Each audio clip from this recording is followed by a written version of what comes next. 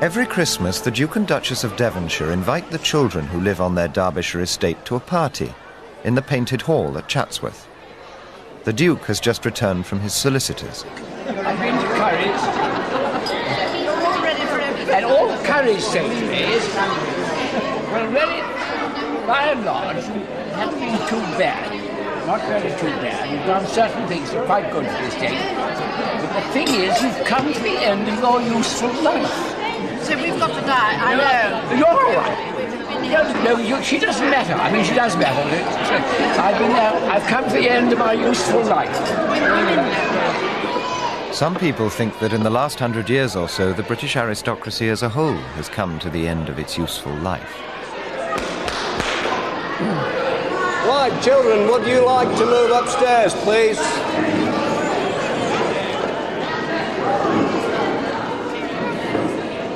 Dukes are the most senior rank in the British peerage, and Devonshire is one of the great dukedoms.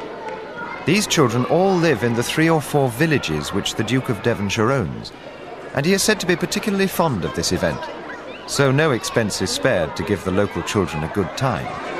I'm going to tickle you. Shall I tickle him, boys and girls?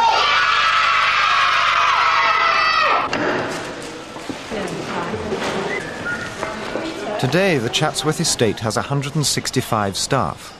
There are 12 departments dealing with everything from the rented properties and the art collection to the restaurant, the farm, and their Grace's personal staff, including seamstress, butler, and private secretary.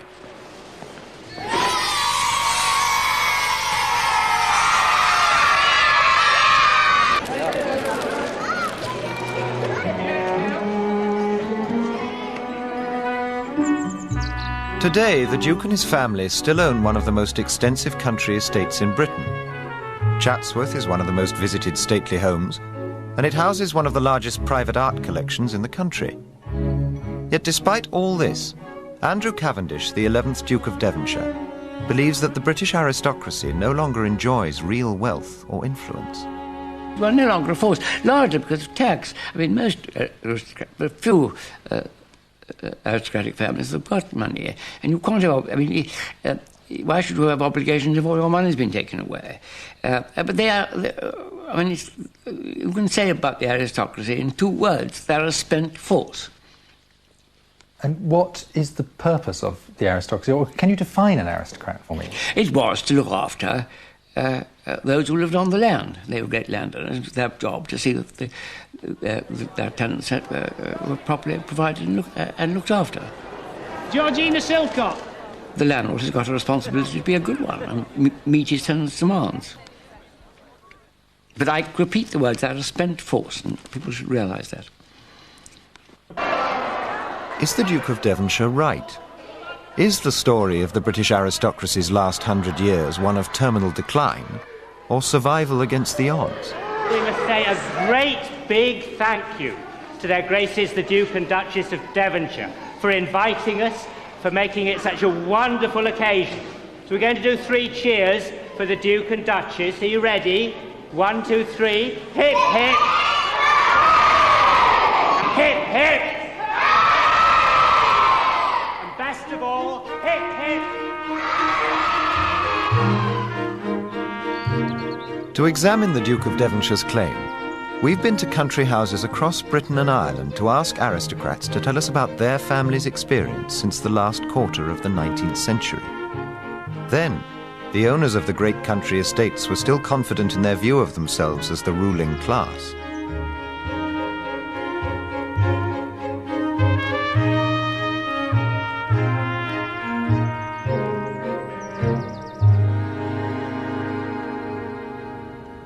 In 1893, the members of the House of Lords had themselves painted at work in the Palace of Westminster. The 2 paintings, which still hang just off the Peers' lobby, show the government and opposition benches in the House of Lords, an image of the late 19th century peerage, a class on the brink of losing its power. There were about 560 peers sitting then. They were divided into 5 ranks, with 27 dukes at the top, followed by marquises, earls, viscounts, and barons. The basis of their power was land. Altogether, the aristocracy owned about 4/5 of the entire country. Among the top landowners were the Dukes of Westminster, Buccleuch, Bedford and Northumberland. These major grandees each owned houses and estates in several counties. One of the wealthiest of all was the Duke of Devonshire at Chatsworth. His 200,000 acres were spread across 14 different counties. Chatsworth in Derbyshire, the so-called Palace of the Peaks, was one of 7 great houses he owned. There's a fascinating house at Bolton Abbey where they used to go in August, and Hardwick Hall near here, which is the most staggering Elizabethan house you've ever seen in your life. It's where they used to go in October. And then they had a house called Compton Place at Eastbourne, which is also beautiful in a different sort of way, where they went in the summer, earlier summer. And then they went to Lismore Castle in Ireland in January, February and March. So they were forever packing, but of course their journeys were ruled by the House of Commons and the House of Lords. The 8th Duke had to wait until he was 58 to succeed to the dukedom, so for most of his long political career he sat in the House of Commons and was known as Lord Hartington, or Hearty-Tarty for short. A classic aristocrat, he was as keen on fishing and horse racing as he was on politics. Hartington was the last of the great Whig politicians, a liberal aristocrat who supported gradual reform and was believed to be above self-interest. I think he was typical, very typical, in that he had, in spite of whatever his peculiar his private life, he had a great sense of public duty. I mean, I think he really was entirely motivated his political career by a sense of duty. I don't think he was ambitious. Isn't he wonderful? Can't you see?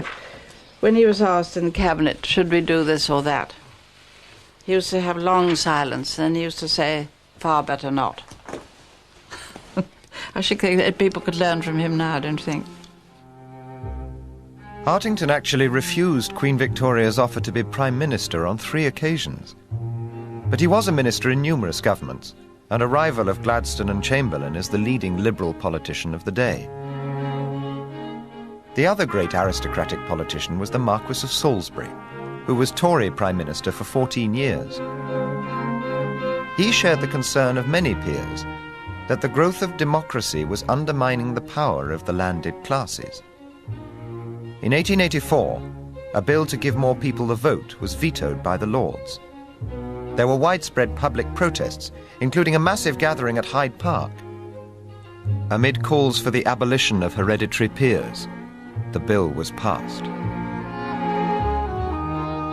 The members of the House of Lords still believed that they were born to rule, and so did their wives. This was the era of the political hostess, women who used London society to support their husbands' careers. The love of Lord Hartington's life was Louise von Alten, the daughter of a German aristocrat. But when they first met, she was already married to the Duke of Manchester, so Louise and Hartington had to continue a clandestine affair for 30 years. I think it was an open secret. The world of Westminster and Mayfair knew all about it. I dare say the wider world didn't know. Of course, there wasn't private eye, nor were there the tabloids. When they finally married and took up residence at Chatsworth, the double Duchess, as she was then known, ushered in a new era at the house. The great dining room became the scene for some spectacular entertaining. When she came here, she was already quite old, about 60, I suppose. She made a tremendous effect on the place because she brought people and they entertained a lot, and they gave a tremendous children's party for the estate children every Christmas. All the things that hadn't happened for years and years and years. So they really brought the house back to life. She was very keen on racing. She was a great gambler and all those things. I suppose it was a sort of smart set of the time, especially as they were friends with the Prince of Wales and the future Queen Alexandra, so they used to come. The Prince of Wales, the future King Edward VII, was the acknowledged leader of aristocratic society. He moved from country house to country house, mixing the old money with the new. The old aristocracy attached great importance to the social hierarchy. Some devoted their lives to improving their social position. One such was Christopher Sykes, the younger son of a Yorkshire baronet. The Sykes family estate at Sledmere consisted of 34,000 acres in East Yorkshire. After the peerage, baronets form the next layer in the aristocratic pyramid. They have hereditary titles but no seat in the House of Lords. Christopher Sykes divided his time between the house in Yorkshire and London. He was obviously, an intellectual.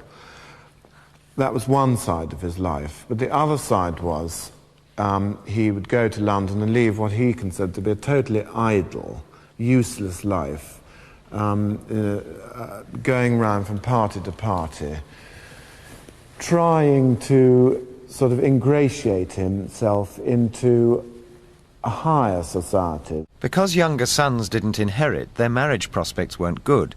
Many went into the church or the army. Sykes became MP for Beverley, but during 27 years in the Commons he only ever got one bill passed. It was about the preservation of seabirds and earned him the nickname the Gull's Friend. However, during those years he had made progress socially, and was now mixing with the likes of Hartington and the Prince of Wales. That's right, there's one.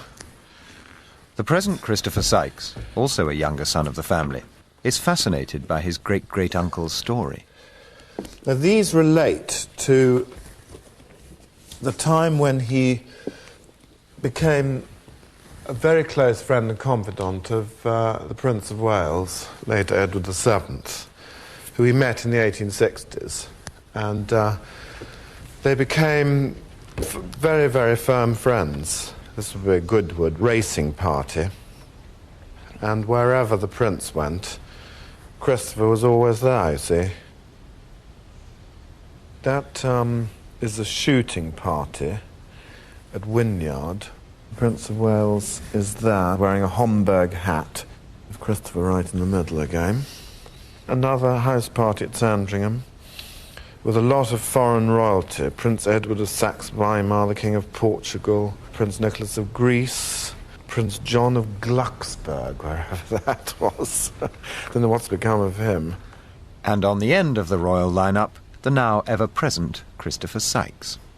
I mean, this must have been his finest hour, really, because the Prince of Wales was the leader of society, and Christopher Sykes was his closest confidant. So if his aim was to be at the top of the social ladder in London, he'd reached it now. But it soured in some house party when all the gentlemen were sitting round after dinner.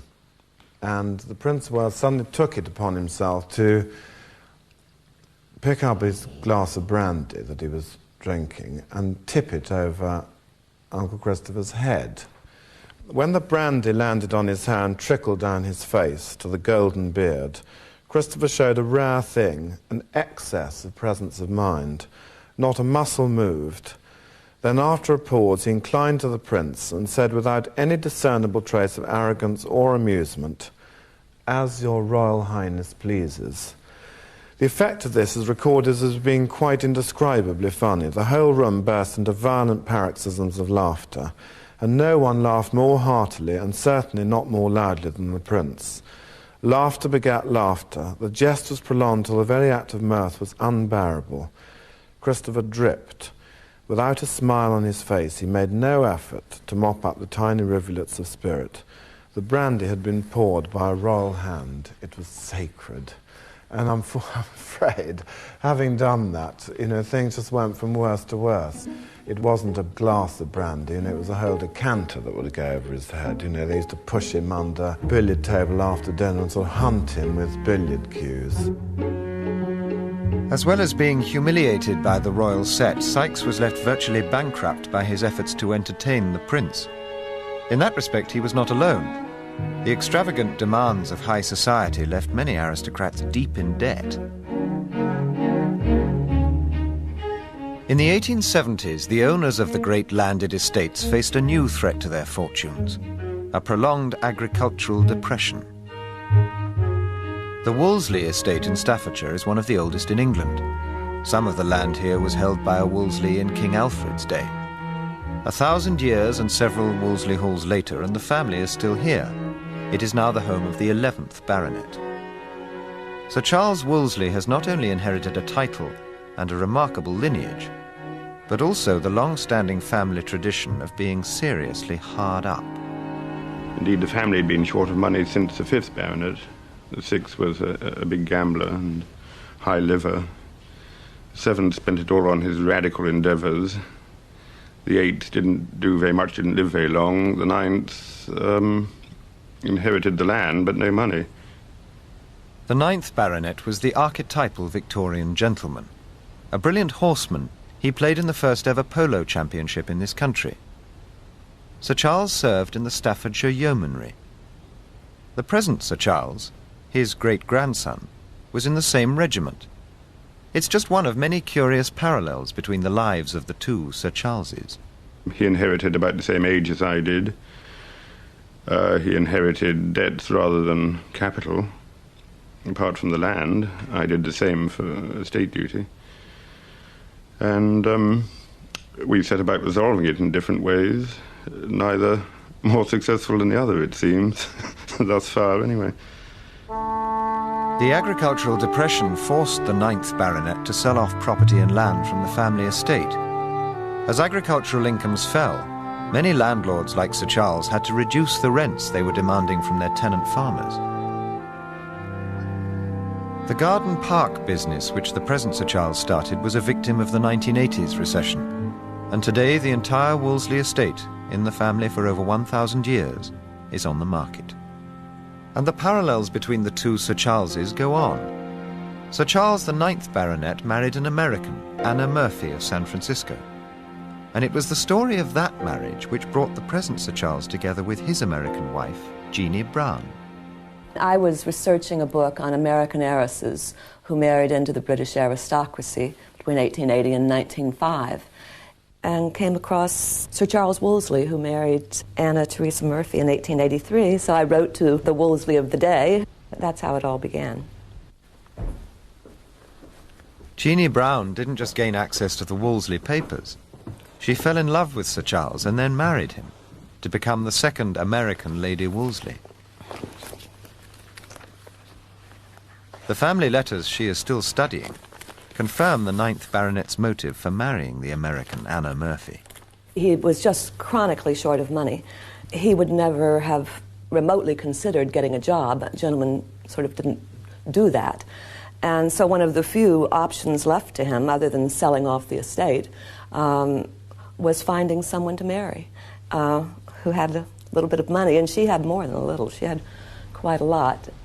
It was all tied up legally. Of course, contracts were made, and it was about $2 million that she was going to bring in. And she, therefore, really had a great deal of control. Anna and Charles had 2 sons, Edric and William, but Anna quickly tired of English country life. She was quite bored and rather isolated here. I mean, I find it a little isolated now, and I can imagine what it would have been like 100 years ago. She wanted to brighten the hall up, have bright colours, curtains, furniture. He wanted it all Victorian, dark brown and dingy and dark and overcrowded. These sort of differences in their views are evident in the correspondence. You have driven me from Wolseley, from looking on Wolseley as a home, underlined, by your perpetual criticizing my tastes and all I wanted to do to the gloomy place. Whenever I propose to make anything bright and cheery, just tell me what attraction you have ever made of the place for me, that I should ever want to return there. 3 exclamation marks. He insisted on his way. She'd been brought up the daughter of a wealthy millionaire American in California, and was also, I think, spoiled and willful, and insisted on her way, and the 2 ways weren't the same. A postcard made from one of their early engagement photographs, open post, so the postman and anyone can read it. For their wedding anniversary, she writes, "Almost driven to utter despair by ill treatment and neglect by her Roman Catholic husband, and finally turned out of her home and deserted. Certainly, I found a great deal of unhappiness in the heiresses that I was researching. The money they brought in was awfully important. I believe I'm correct in saying that indoor plumbing and all that sort of thing was improved at Blenheim by Consuelo Vanderbilt. And there again, if you look at that marriage, she was utterly miserable. When the British aristocracy was hard up, it always married money. For over 100 titled families, the American heiress was a welcome source of cash. Over $800 million came out of America in dowries. At least that was the estimated figure. A lot of people didn't announce to the world how much money they were bringing. But if Anna was bringing $2 million and she was not in the range of fabulously wealthy, a lot of money changed hands. But Anna's dollars had not solved the cash flow problems at Wolseley Hall. As well as selling the contents of his house, Sir Charles, like many other aristocrats, was forced to dispose of yet more land.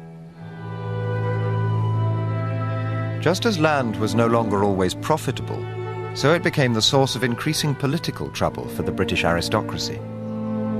Nowhere was the land question more acute than in Ireland, where many English aristocrats owned big estates. The Duke of Devonshire's Irish home, Lismore Castle, was in County Waterford. He and his fellow Irish landowners were now the targets of rural unrest. When Viscount Montmorris was murdered in 1880 during the so-called Land War, all Irish landowners felt threatened.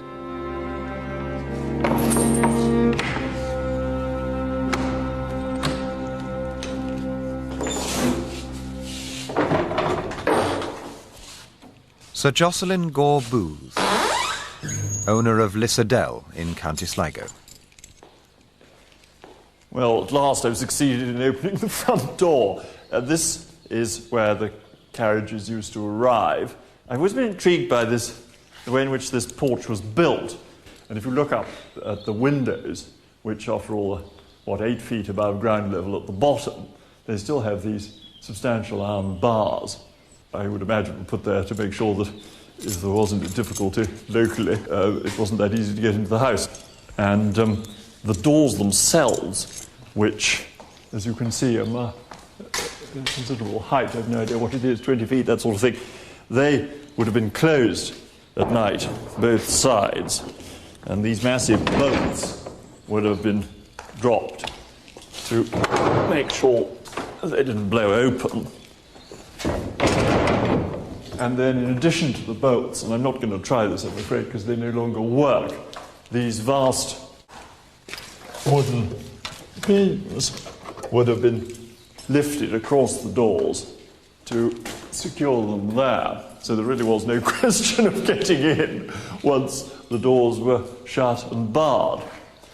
And I suppose, just in case somebody got this far who wasn't regarded as a desirable guest or whatever, there was a little spy hole there, and I imagine a porter or somebody was sitting in the cubicle behind it, and he would look out and, if necessary, open the little window and ask what your business was.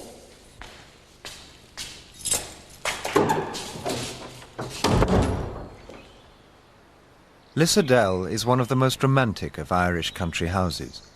It was the childhood home of the nationalist heroine Constance Gore Booth, and Yeats was a regular houseguest. During the Land War, the butler at Lissadell was Thomas Kilgallen. In his memoirs, he detailed the precautions the family took against attack. There were rumours of the Fenians rising at this time. There were great preparations in the house for their reception. Iron plates were fitted on lower bedroom shutters, and here they are to this day. Old guns and rifles carefully examined and loaded. Hand grenades, pistols, and swords seen to. The bullet moulds taken out, and bullets made for each of the different rifles. Extra powder and shot ordered. All the rifles and guns were muzzle loaders. I was kept busy making bullets in the gun room. Nothing came of it. There were about 1,000 tenants on the Lissadell estate. The average holding was a mere 30 acres. The famine had hit Sligo particularly hard, and although Sir Robert Gore Booth was not among the toughest of Irish landlords, many of his tenants still lived in desperate poverty. He had an unpopular agent at one point, but as I'm always saying to my own agent, it's part of the job of being the agent to be the Mr. Nasty, if you like. I think he was always on good terms with people who lived here, but being a powerful man and liking to have his own way, he obviously had some enemies.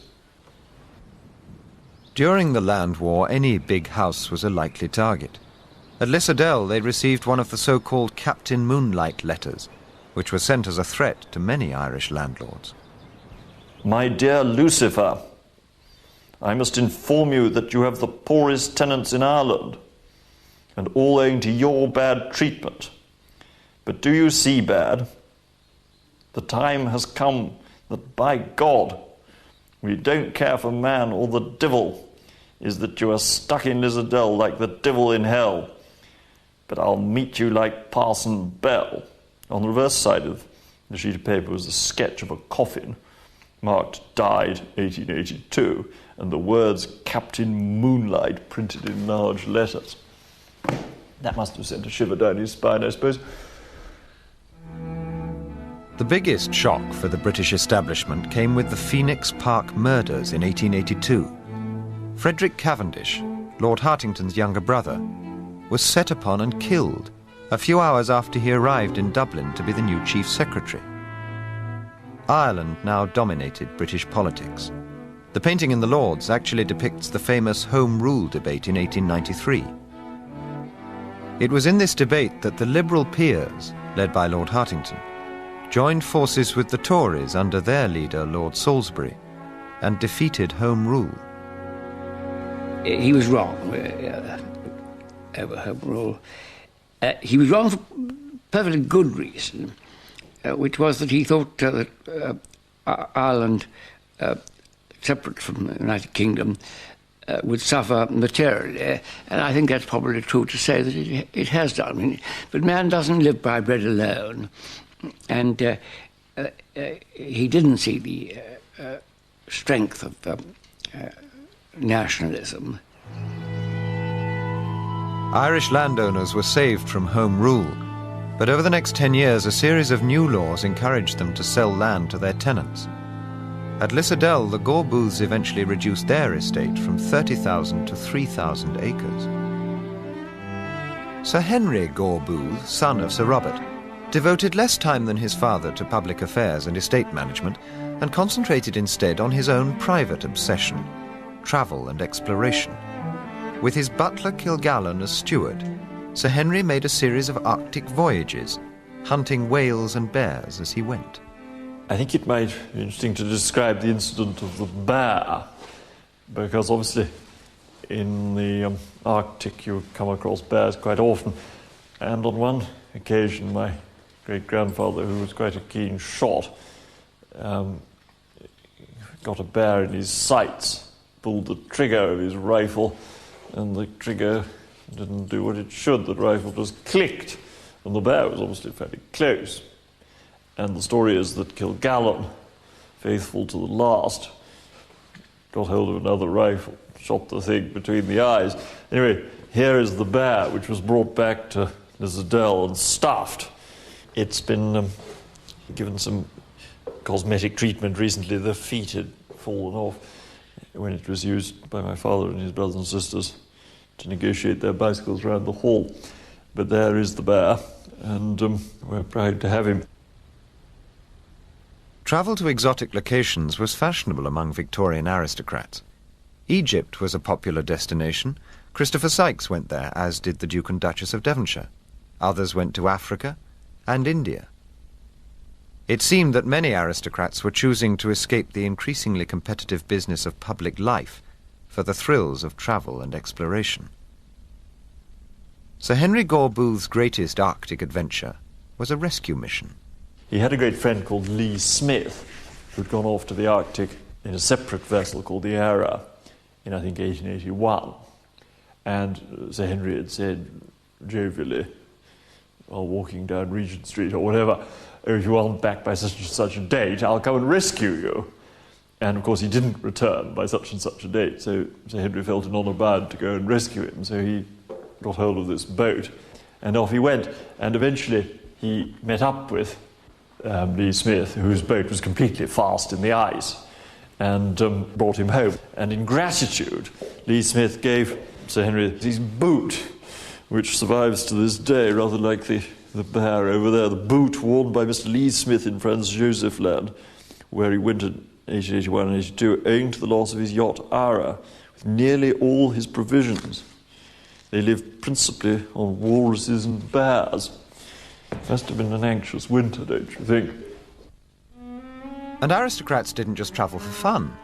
There was an empire to rule too. The Marquis of Aberdeen spent 5 years in Canada as Governor-General, and then a further 10 as Viceroy of Ireland. With his wife Ishbel as Vicereine, they were expected to preside at Dublin Castle in grand style and at their own expense. Earl Beauchamp was Governor-General of New South Wales at the tender age of 27, and Lord Curzon was one of a number of peers who enjoyed the most sought-after imperial position of all, Viceroy of India. But at home, landowners faced another new threat to their estates: death duties. At Chatsworth, the Duke of Devonshire claimed the modest 8% tax would make it impossible for him to keep up Chatsworth.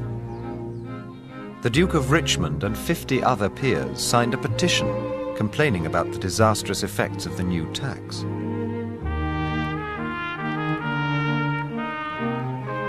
In 1897, Queen Victoria celebrated her Diamond Jubilee. Despite their anxieties about death duties and agricultural depression, the aristocracy still ruled the social world, and the celebrations gave them a chance to prove it. By now, the Duchess of Devonshire was a dominant figure in smart society, and she decided she would throw the biggest party of all for the Jubilee season. The Duke's London residence was Devonshire House, a vast mansion just off Piccadilly. The Duchess announced that there would be a grand ball there in July. She asked her guests to come as allegorical or historical figures from before 1815. She would be a Syrian queen, Zenobia of Palmyra. You can't see that she was beautiful, I don't think, in either of these, but it's very hard. I don't know how old she was to that, but it's hard with other fashions. Look at the hair, how strange. The present Duchess still keeps the original costume in her wardrobe. But that little short neck is so unattractive, isn't it? Don't you think? This is her dress that she wore, and here she is in it. Looking a right fright, really, doesn't she? The work on it is wonderful, isn't it? And the weight of it. And, I mean, it's all proper heavy stuff. It's not real jewels, but it's the next best thing. I believe some of them did have real jewels on their clothes, sewn onto their clothes. It does seem incredible, doesn't it? But they really went to town over the dressing up. The Duke came as the Holy Roman Emperor Charles V, with a costume based on a portrait by Titian. He must have been absolutely fed up with it, because it's the sort of thing he really hated, I think. He was not interested in social life at all. He was a politician by nature, statesman, really. I think he thought it was the most frightful waste of time, but he adored his wife. He'd have done anything to please her. In the garden at Devonshire House, the society photographers set up a studio in a tent to record the guests in their costumes. The resulting album gives a vision of one of the most extravagant aristocratic parties ever. Oh dear, they are funny, aren't they? Countess of Minto. Well, she didn't look too bad. Beautiful dress, don't you think? Strange witch's hat. But this one, do look at that one. Do look at the photographer's furniture, how funny it is. Lady Doreen Long as Urania, goddess of astronomy. Princess of Wales, Prince of Wales, Duke and Duchess of York, Duchess of Fife, Duke of Fife, Princess Charles of Denmark, Duchess of Connaught. I do see they all came. The Prince of Wales was guest of honour. He came as the Grand Prior of the Order of St. John of Jerusalem, sporting a diamond Maltese cross. And new money was well represented in the shape of some of the Prince's smarter friends. Ernest Cassel, dressed as the painter Velázquez, was actually a financier and an advisor to the Prince. And Alfred Beit, who had made a fortune in the diamond mines of South Africa, was there as Prince Frederick of Nassau. The American wives were there in force. The daughter of the founder of the Marshall Field department store was now the Honourable Mrs. George Curzon, future Vicereign of India. Mrs. Paget, formerly Minnie Stevens of Boston, was there as Cleopatra in a $6,000 costume ablaze with precious gems. The New York press reported that when she entered, people accustomed to the greatest displays of jewellery in the world gasped with wonder and astonishment. And Consuelo Vanderbilt, Duchess of Marlborough, appeared in the tightly laced costume of a 17th century French diplomat's wife. This despite being 7 months pregnant. Whether the photograph was touched up or not, history does not relate.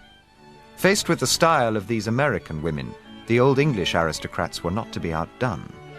The Marchioness of Londonderry, who had an immense social position then, came as the Empress Maria Theresa of Austria in a most wonderful white satin dress with gold embroidery all down the front, and the famous Londonderry jewels. An awful lot of them were draped over her imposing décolletage, and others of her jewels had been reset into the most marvellous and realistic crown. She looked absolutely wonderful. Costume balls were all the rage then, and some guests went to elaborate lengths to be original, especially in their headgear.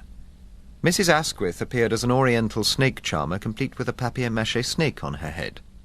The celebrated New York singer Mrs. Ronalds, there as Euterpe, the spirit of music, with notes from Verdi embroidered on her dress, had a diamond lyre in her crown which lit up by means of a tiny battery hidden in her hair. Mrs. Talbot's winged Valkyrie helmet gave her a terrible headache, but that was nothing compared to the trouble the Countess of Westmoreland had. As Hebe, goddess of youth, she chose to attach a stuffed eagle to her shoulders. And the hostess herself made a suitably dramatic entrance. She appeared at the head of an oriental procession. The Duchess of Devonshire came as the Queen of Egypt, borne in on a litter, escorted by these glamorous society women, got up as oriental slaves with gauze trousers and waving ostrich feather fans. I think most of the people who went were fairly old, because all their contemporaries, you see, were in their 60s. And it seems so funny to give a ball to a lot of very old people. There were some young ones, no doubt, but when you look through the book, they mostly look that sort of thing, that sort of age.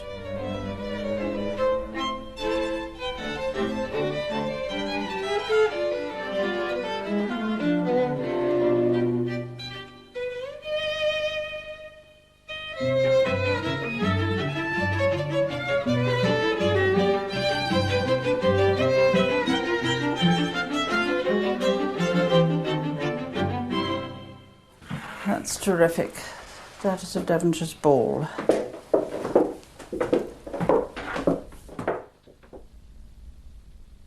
In 1901, the British aristocracy gathered in the capital for Queen Victoria's funeral. And a year later, the aristocracy lost its staunchest defender when Lord Salisbury retired, ending his long reign as leader of the Tories. In the new Edwardian era, aristocratic society came increasingly under the public gaze. This was the heyday of Ascot, and aristocratic and royal patronage took horse racing to the peak of its popularity. The public came in huge numbers to watch both the racing and the aristocratic owners. Lord Lonsdale spent so much on carriages and horses he was forced to sell 4 family houses. And such stories of extravagance were not confined to the world of racing. Las Newydd in Anglesey provided one of the most bizarre. The first Marquis of Anglesey, one of the nation's great military heroes, led the cavalry charge at Waterloo. The lesser-known 5th Marquis was not a military man. The 5th Marquis, of course, was an oddity. He died, incidentally, before he was 30.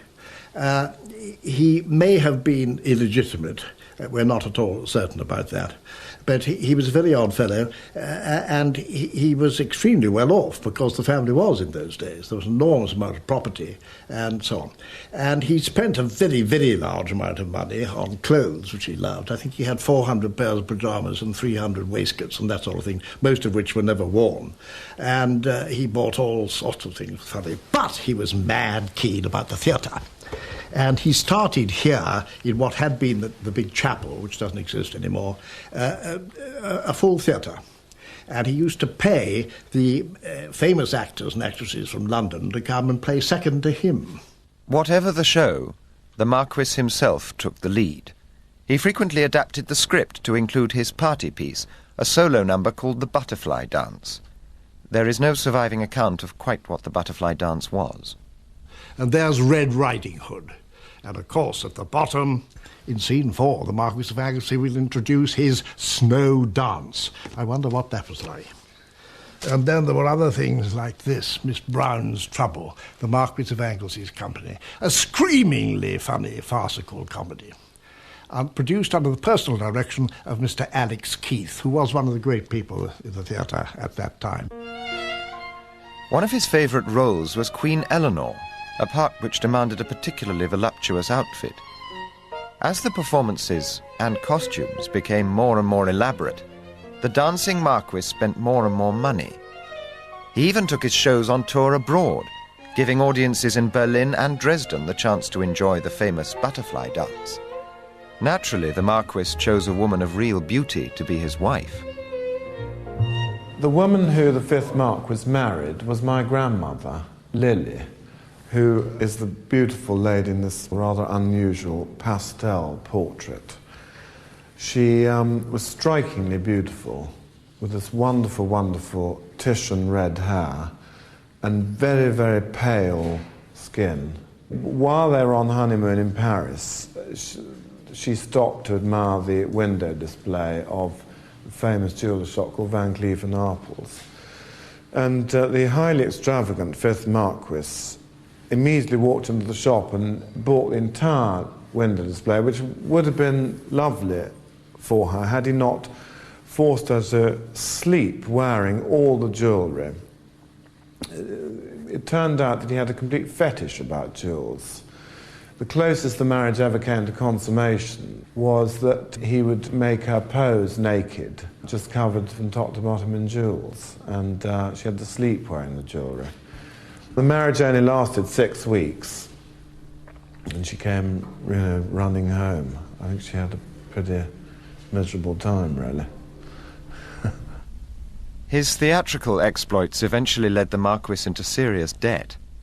He owed more than £250,000 to various jewellers alone, and in 1904 trustees took over his property to pay off the creditors.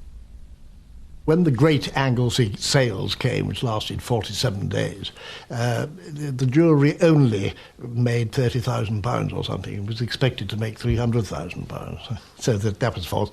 But there were hundreds of other things. Clothing on a scale that was unbelievable. He couldn't have worn half of what he bought, or anything like half. Press reports of the Anglesey sales detailed with some relish the items on offer and the prices that were paid.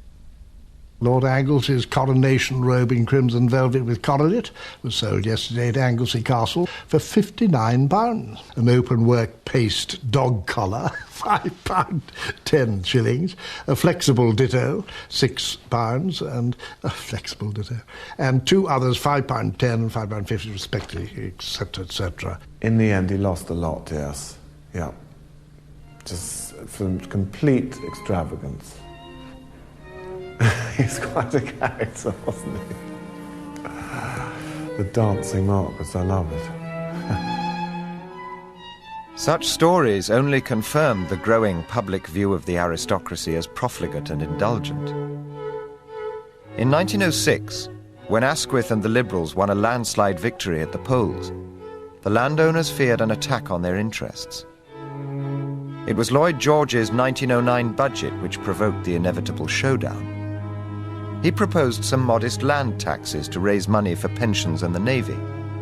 When the Lords rejected the budget, Lloyd George attacked them without mercy. in a particularly telling phrase, he described the House of Lords as 500 ordinary men chosen accidentally from the unemployed. Now, since the unemployed were regarded by many at the time as being the victims not of circumstance or of the social system, but of their own fecklessness, to describe the House of Lords, this august body, as being a lot of layabouts, as the unemployed were regarded by many as being, this was a most savage attack, and this was deeply resented.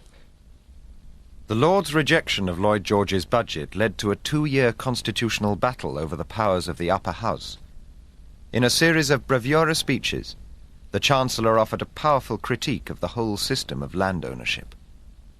He said, by what right are 10,000 people owners of the soil in this country and the rest of us trespassers in the land of our birth?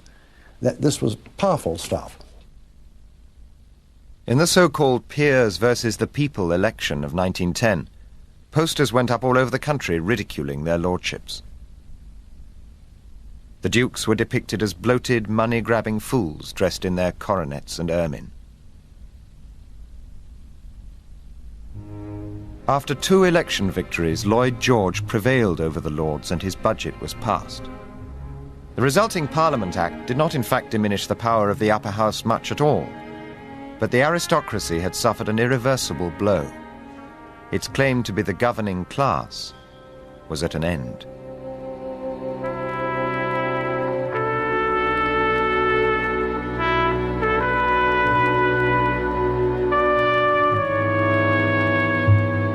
As the military class, the aristocracy soon had another opportunity to lead the nation from the front. But the Great War dealt another serious blow to aristocratic survival. Losses were disproportionately high among the officers. As a consequence, the aristocracy were to advance into the 1920s and 30s with their ranks drastically depleted.